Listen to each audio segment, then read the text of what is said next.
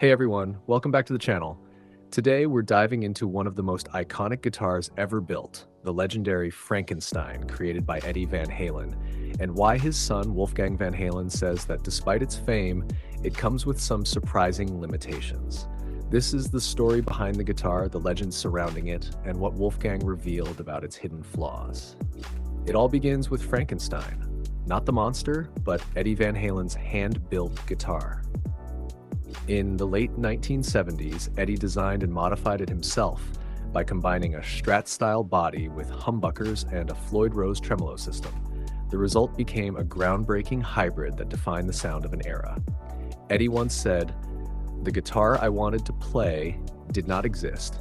What I wanted was a cross between a Gibson and a Fender."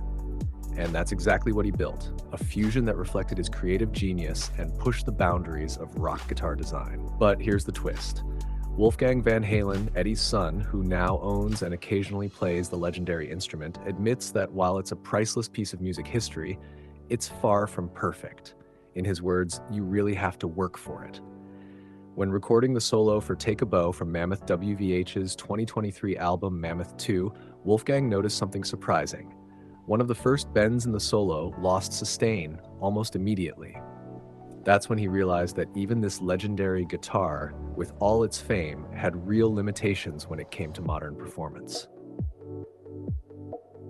Wolfgang explained that Frankenstein was a product of its time, an experimental instrument Eddie built to achieve a very specific sound and feel in the late 70s and early 80s. Obviously, it was a tool that Dad used for a certain amount of time and then moved on to something else, he said. Eddie was always experimenting, upgrading, and chasing new tones, never settling for just one sound. Wolfgang added, while it very much has that sound of that era there, it definitely has its limitations. The pickups, for instance, aren't as hot as modern ones, which means it doesn't deliver the same sustain or output level most guitarists expect today. To make it sing, Wolfgang says, you have to really pull it out of the guitar. The takeaway from all this is simple but powerful. Even the most iconic instruments, the ones that shape music history, aren't necessarily easy to play or flawless in performance. A guitar can be a legend and still demand extra effort to get the best out of it. It's a reminder that gear is always a tool for a time and a sound. What worked perfectly for Eddie Van Halen in the 1980s might not fit the recording styles or expectations of the 2020s.